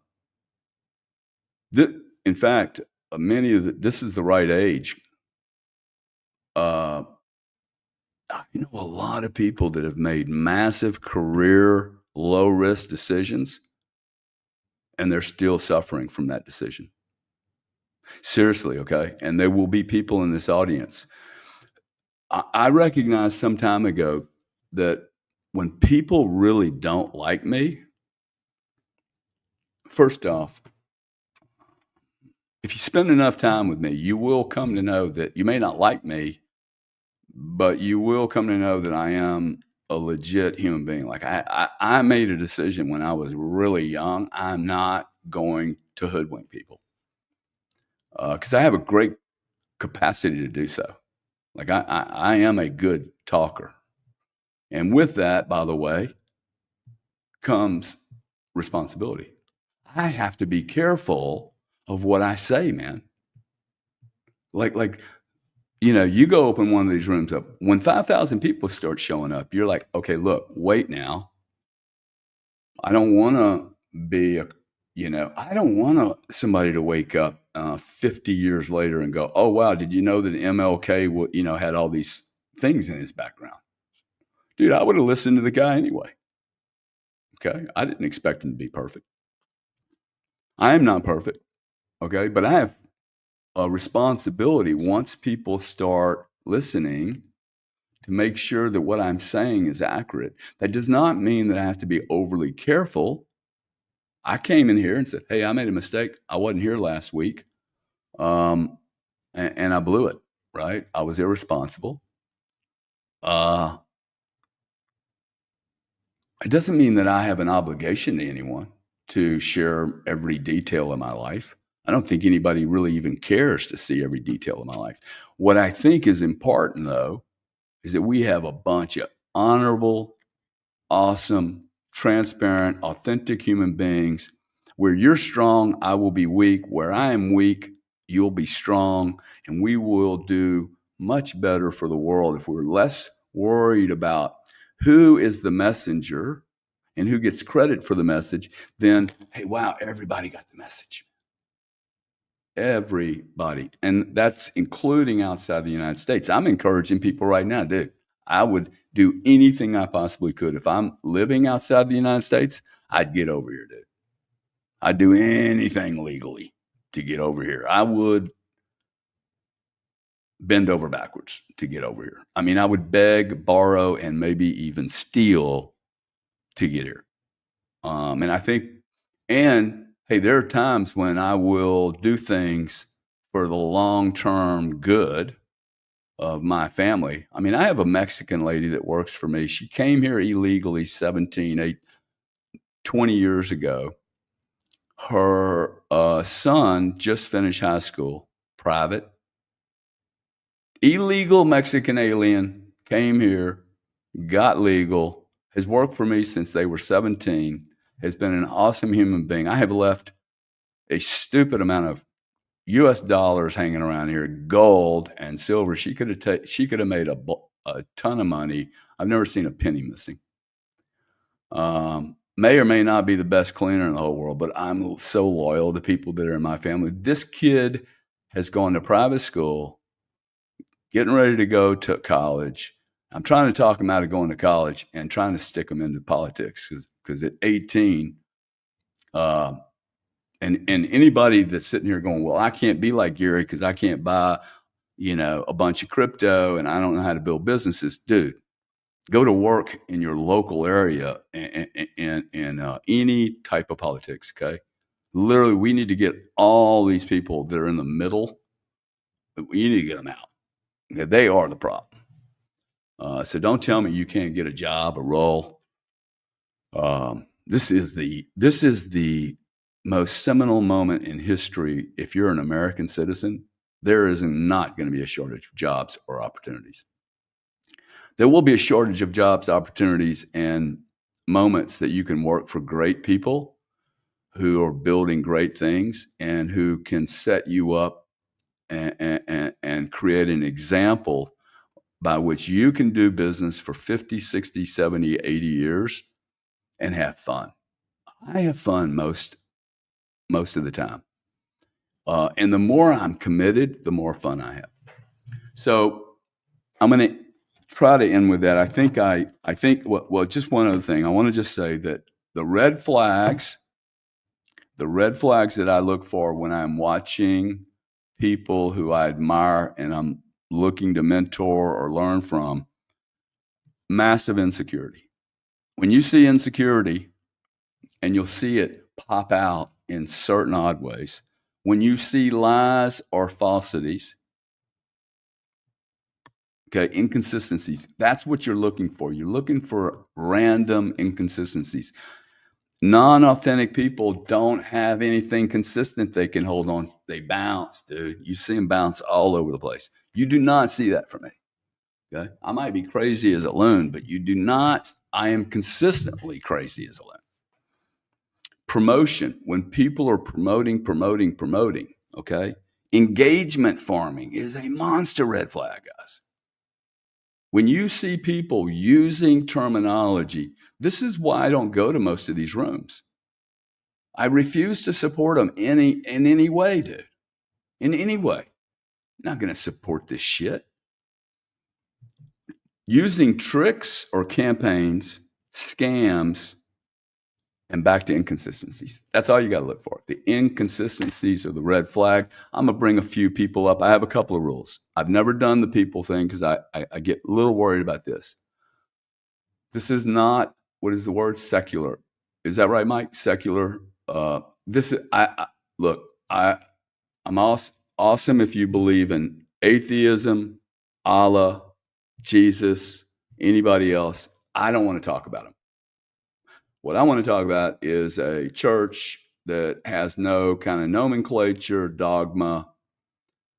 And I think we just open up a much bigger space and allow everyone to be here for what?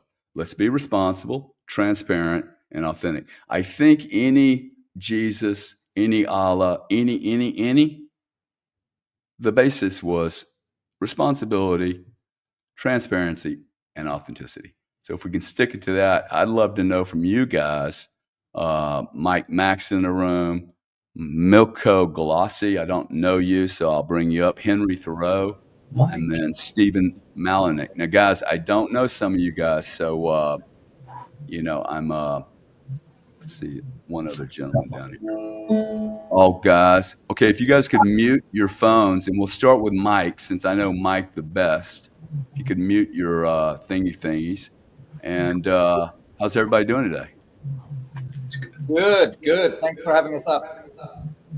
Great. Yeah. Prometheus, let's start with Mike. Mike, how you doing, buddy?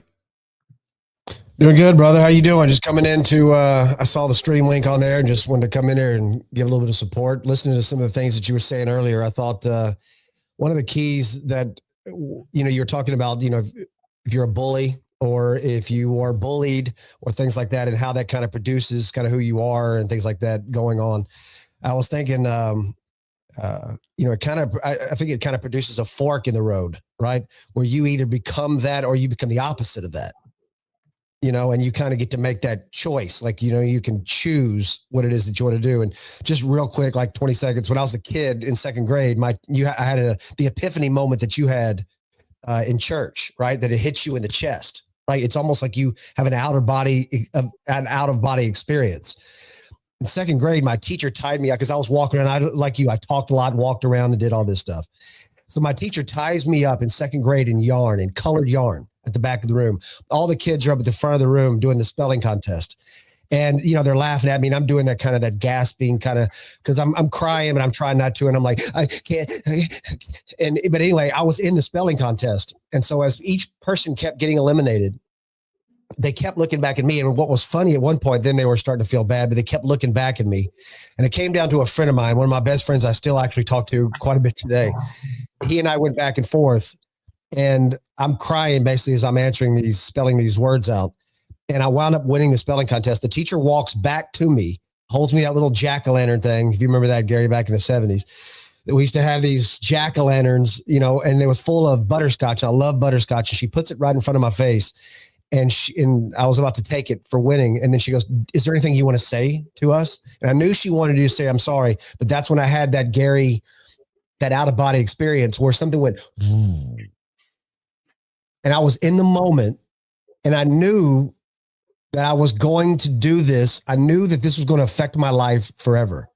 And I knew what she said. And I looked at her and I said, and all the kids, I'm still gasping for air. And I said, I'm going to win every spelling contest for the rest of this year. And I looked at her with this force inside me. I knew what it would be.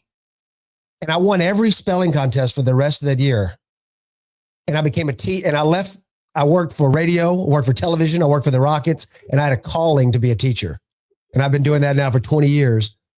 And so going back to your point, and this is where I just ended right here, either I can treat kids the way that I was treated, or I will make sure they will never be treated like that with me, And so I chose the latter. And I think that's kind of why God called me.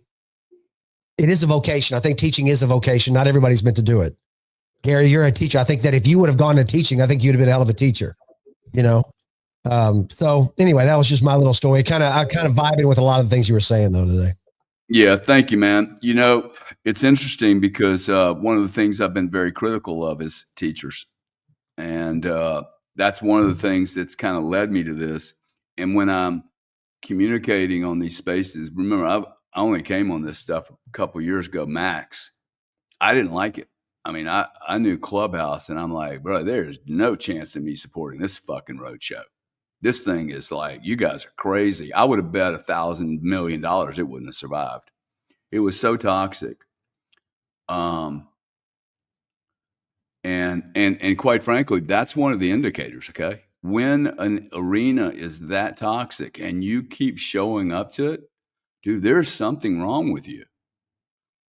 And the something wrong, I'm not being critical, but it may be because you grew up in a very chaotic family where there was just noise and anger all the time and belittling and criticism. This stuff, the reality, the Housewives of Beverly Hills, man.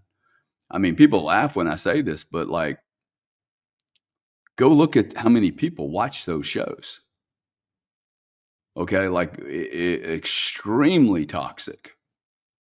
And it really consumed a lot of Americans and probably non-Americans' time and energy, which says a lot about our society that if you're not aware of, you have to confront that there's an illness, right? There's this noise going on that you have to penetrate that noise and penetrating the noise isn't, hey, you're stupid.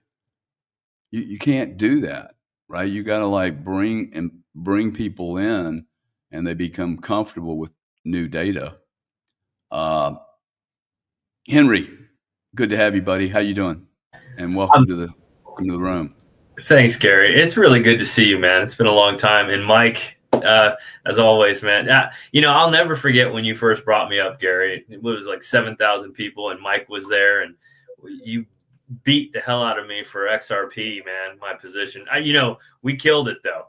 Not that you were wrong, because I think you're a smart man, but man, anyway, after that, I spent a lot of time listening to you. I don't join the conversations. I posted in the chat here.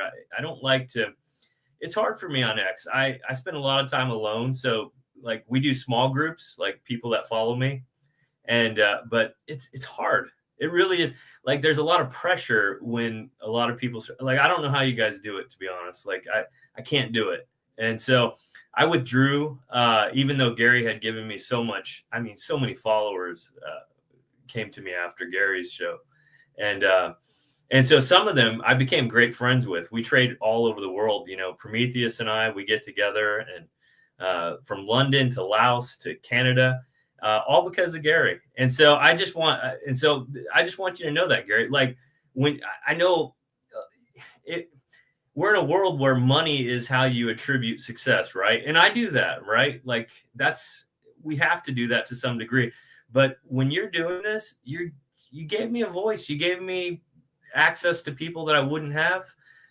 It's special. And so that's what you do.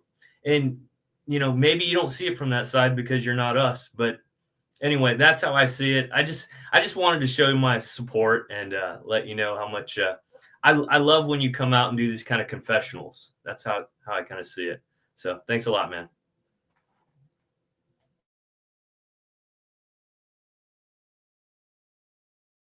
I said, I like the confessionals. It gives you a real look at humanity, right? And look, dude, I think people that are coming into these spaces doing this, you're going to see a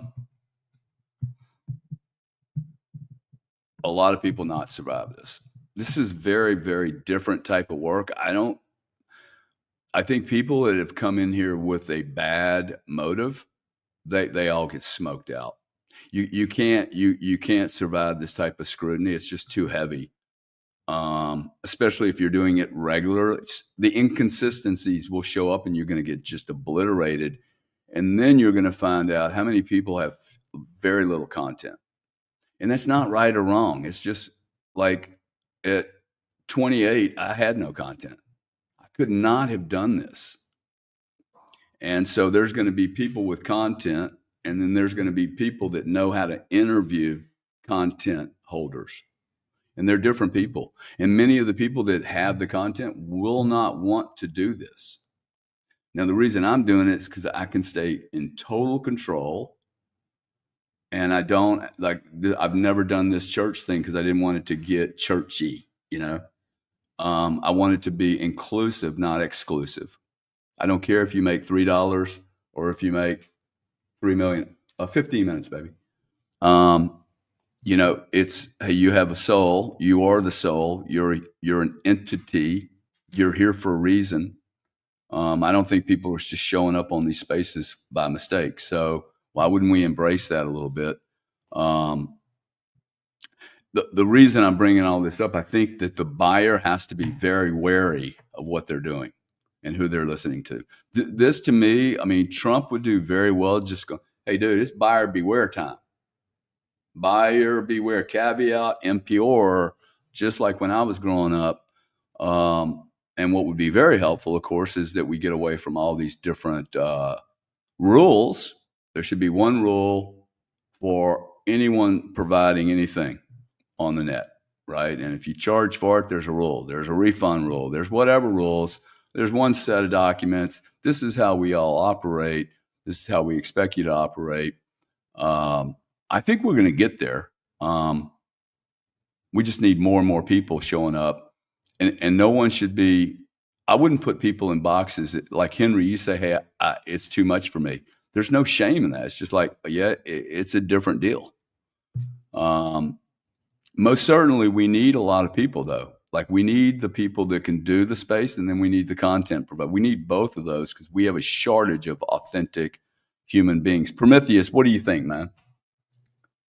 Well, thanks for having me up first and foremost. And I love your church, Gary. I come often because I appreciate the wisdom, the candor, the fact that, you are honestly approaching a lot of these difficult to talk about subjects, and you're not afraid to speak your mind on it. It is so refreshing to hear. And so that's one of the reasons why I always come. And I think it's so good that, we, and by the way, good to see you, Mike and Henry and everybody else here. I love you guys as well. Just like, look, we're here. I think we can all sense that we're at a pivotal moment in just human history. Like, this is a pivotal moment. And to whatever degree of, wisdom and experience each one of us has, we need to bring it to the table in such a way that we actually prepare the next generation for what's coming. because what's coming is so different. It's nothing like what we've ever experienced before. We're about to come into a world where, our kids, and Gary, your kids, like grandkids, they'll never know a world without robots. They'll never know a world without robots. What does that mean for like how it is we're growing up? What does that mean for what it means to be human? Like just now, as I was listening to you guys, I was playing my beloved instrument, the shawra. This is I'd love to play for you guys, but this is from my teacher, Ustad Shahadat Hussain Khan, who passed away during COVID. He was one of the victims, unfortunately, but he was a true master of this instrument. And he played one of the most pivotal roles in my life. I saw him as nothing short of as a father, Gary. Like, he was one of the most amazing human beings you'd ever meet. Like, I'm telling you, you could talk to this man for hours, knowing both of you. Like, he had an incredible sense of humor, really down to the ground kind of man, but incredibly gifted in what he does, and also trained. And so his wisdom we lost because of this criminal genocidal event of COVID that happened, right? And so many other geniuses and brilliant people we lost. Okay. Why? Because there wasn't enough good men at the time standing up and stopping this. RFK was just a lone voice calling out the pharmaceutical industries and whatnot. And so here we are, having woken up from all of this. And now I believe you doing these gatherings, these church gatherings, just keeping it authentic and real. We don't have to make this about religion. Okay. We're all here looking for the truth, and we're all here to commune in the truth together. If this can be a church of truth, that's good enough for me. My beliefs about Jesus and whatnot, but like, I'm not here to preach any of that. I'm here for the truth. And so, if that is your purpose, Gary, which I see, kudos to you, good sir. And I'm here for it. I'm here to support you. And come your funeral, man, we are going to have a party. And I'm going to tell all the stories about how awesome Gary was, and how he brought so many good people together. That's what I'm looking forward to doing. Can't wait. It's going to be exciting. What a party. What a party. I need to probably create a budget for that party now that I invited 5,000 people to it. So it'll be a blast, dude. Make sure nobody cries. If somebody's crying, go slap them silly, okay? I mean, just give them a smacking. Okay, we've got a couple other gentlemen in here I don't know well. Let's see. We've got Stephen Malinak. Stephen, why don't you introduce yourself, tell us where you're from, and give us a couple minutes. Hi, I guess I'm here to deal with my fear of fame. I'm from Ohio originally, lived in California for 30 years, moved to New Hampshire recently, so I've been here living free and not dying. Great place to be. Out on my own at this point. I've worked for other people through my whole life, had some great experiences, learned a lot, found myself overseas during COVID. That was very difficult, and ran into all sorts of issues and challenges that led me to come to new realizations.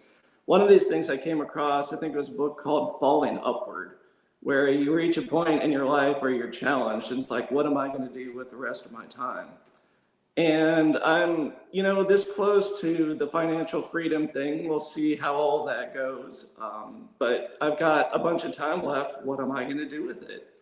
And I'm sitting around trying to figure that out. I thought about teaching classes. I always wanted to be a teacher. I was going to go into that. I actually got to the point PhD, was going to become a college professor. And didn't really like the way things were working in academia. Went off, worked as a consultant. Like I said, I've had this great career, but I always wanted to come back to that teaching thing. So, what's it going to be? What am I going to teach? I started posting on X a week ago. No one's paying any attention whatsoever. I figured at some point, people are going to start to show up. Maybe this is the point. We'll see what comes of that.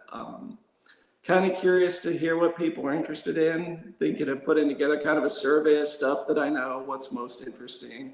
I talked to some people who are professors at universities, and I wanted to talk about, hey, what if we did a class on understanding financial freedom and responsibility? and just kind of taking control of your own situation. And it's just like no interest. You know, it's like, how'd you like to teach our introductory statistics class? And I'm like, what? like, how does that connect? And I've been shopping this idea around.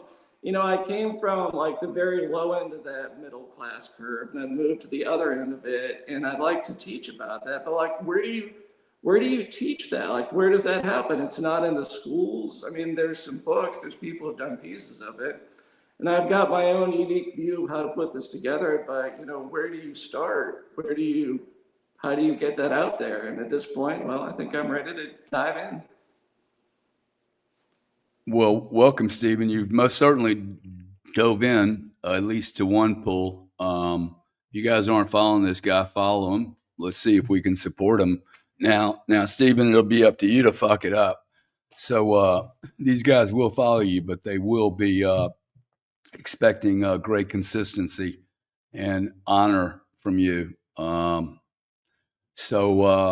I think appreciate you guys all being here. Appreciate the comments. And I don't want to go on too long. We've already been on a couple hours here. Mike, closing comments, because you and I are reasonably close friends here. You're muted out there, big boy. Look at me. I was pulling a Gary. Yeah, no, I do. It's funny. You're spot on with the way that you assess the people on X, Gary. You really are. And I do consider you to be a good friend of mine. You know, I've had, you know, I think about people I went to high school with and stuff like that. I don't even know those people anymore. I'm looking at this point in my life, you know, I consider you to be a good friend of mine. And I think it's fascinating how X has brought people together. And I think we just get to know each other in a different way through little profile pictures, conversations. I think we really can get to know each other. So I enjoy it, brother. I love it. Every time you have these things, I think that the way you deliver and your style is unique. You know, I really do. And I get up on Sunday and I see you on there. I take it to the kitchen. I make some coffee. My wife's in there eating, and we just listen to it, man, on Sunday morning. So That's cool, yeah, it is. It's cool. That's cool. Thank you very much, bro. Let's see now. How do I get you off of the remove? Just leave me on. It'll bring more viewers in. Dadgummit. See, now you blew it. Yeah. Oh, look, I did it again. It's just, I can't stop it. Let's see. How do I do this? Solo layout. There it is. I have no one to share the stage with. I love this part. You know, I'll end with this part. You know, you can't sit around and go, hey, listen, I don't want to be alone, but I like doing things my way. You know, it does come with a cost. I would implore everyone to really think about, I saw a couple of comments from people and they said, hey, I've never prostituted myself. First off, that is awesome if you can claim that. Just today, though, it might be worth asking yourself, is there an area that you are shorting the rest of us because you're not willing to take some of that pressure we talked about, internal or external pressure to submit, to be gray. I don't like gray, dude. Most people that live in this area, I find them, they're not going to find me. See, that's the deal. I like these extremes. The problem is I end up with these extremes, the psychotic and the brilliant and good person. So especially when you have unique skills, you have to be careful of who you're attracting. But also I have a responsibility, and I'm going to hold everyone that has this desire or penchant or feel like they have a responsibility to be on video and take the power of this tool. If you come on here and, you know, harm other people, or you look like you're going to harm other people, the way to look for those is, are they being responsible? Can you check their background out? Guys, if you or listening to someone and you cannot validate their background, you can most certainly validate my background. If you can't validate someone's background, I don't care what they tell you. And the more they tell you how great they are, you should be able to validate it. If you can't validate it, don't play with these people, okay? Like, if it's authentic and it's real, it should be validatable. It shouldn't be, hey, I went to Cornell, I'm an MBA at Pookie Mookie, and I have 37 exits, and I'm behaving like I can't, afford an Uber. I'm pretty much saying you might want to look a little deeper. So anyone you listen to, man, your boss, your wife, do they have the expertise to give you what you need? Like, I've never asked a wife in my life what my investment should be. I didn't marry women for investment advice. Right? Like, I didn't marry these people for investment advice. I married them for something else. I'm not going to ask them for investment advice. I may ask them for, hey, how to have a baby advice. Because, I don't know anything about that. I kind of, show me how to do that part, and I'll come up to speed. So I need a lot of training in that area. Anyone following you or wanting something or telling you something, check their background out. Make sure you're listening to a real person. And when you find a North Star, make sure it gets as much light as possible, dude. Okay, give it energy. Don't, here's the North Star, you do this. Hide it. No, you don't want to hide it, dude. You want to support it, because there'll be 1,000 people trying to destroy that light. I believe we are entering the age of transparency. I said this 2 years ago, authenticity. I have a very good eye for noticing these gaps. I have a role for the rest of my life. If I choose to be very authentic, I don't think there are very few people that can deliver this. If that's the role I want to play, right? But it's literally like, if you think about it, wow, if you're 22 years old and you don't have a history yet, if no one is telling you to be massively authentic and massively yourself and massively different, most certainly not inside that gray band of 80% of the people, dude, you want to be different. You don't want to look like everyone else. Believe me. Okay, you do not want to look like everyone else. People will confuse you with other people that aren't as good as you or have as many capabilities as you. So I'm gonna encourage you to get out of line, get out of the queue, figure out. This is why we started with this. Is like, I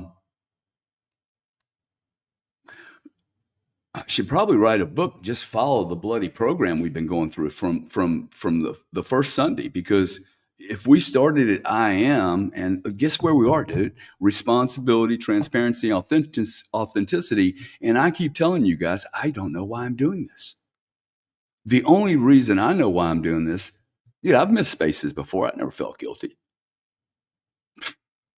I didn't make an obligation to be on spaces. I made an obligation to be on Sunday. I felt guilty. Why? Because people are now part of my club, and they're like, hey, man, he said he was going to be here Sunday. I have an obligation to show up or tell you that I can't make it. But I'm watching this and going, wow, dude, like, we started with I am. So for you guys that missed that and you can't do this step, you tell me, I want you to grade yourself today. Like right now, takes 5 seconds. I'm going to grade myself as a 92 on 100 scale of authenticity. I don't know why I picked that number, but I don't think it's 100. If it was 100, I wouldn't worry about how I look sometimes on these shows. If it wasn't 100, oh man, I'm looking a little wrinkly, or whatever, right? I'm not going to share my age. There might be some 40-year-old woman that sees me that likes me, and then she hears about my age. She don't want to hang out with me. Look, this is who I am, dude. I am who I am. Okay, this is it. So if you're not 100% authentic, find out those areas that you're cheating other people and yourself. Write it down, and then let's go back to I am who. Who am I? To the gentleman, Stephen, who said he wanted to be a teacher, bro, tell your school that you want to start a new class, and it's called I am. Be the most powerful class on planet Earth, okay? We should be starting with I am. I am, fill in the blank. I am. I don't care if you're 18. Tell you what, Stephen, whatever college you're at, tell them I'll come there. I normally charge $100,000. I'll come there for free. I'll do 30 minutes on I am, and half their students will leave fucking school. That would be awesome. All right, I saw one person say something about wrinkles. We earn our wrinkles, Gary. Oh, that's going to make me feel a lot better, man. Okay, guys, peace out. Love you lots. I'm going to lunch with my kids. They're probably like, dude, what are you doing? 2 hours. I'm making up. That's what I'm going to tell them. I made up for my, I didn't charge anything extra today, by the way. I didn't charge today. So just kidding. All right, guys. Hey, listen, one last thing.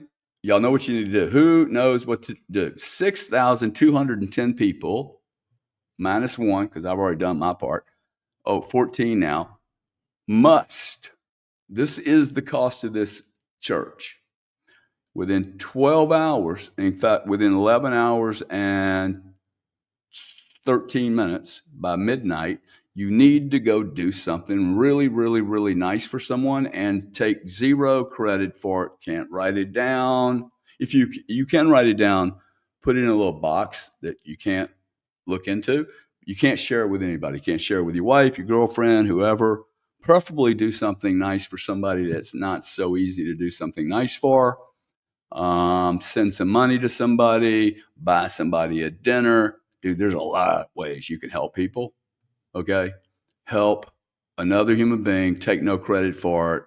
6,240 people do that. There's 12,000 people been impacted at least. Okay, it's my understanding that every person massively impacts 7 people in their universe. So in fact, you're probably going to help 7 times your 1. That's 45,000 people will have a flow of cool energy. Okay, it's the harmonic, man.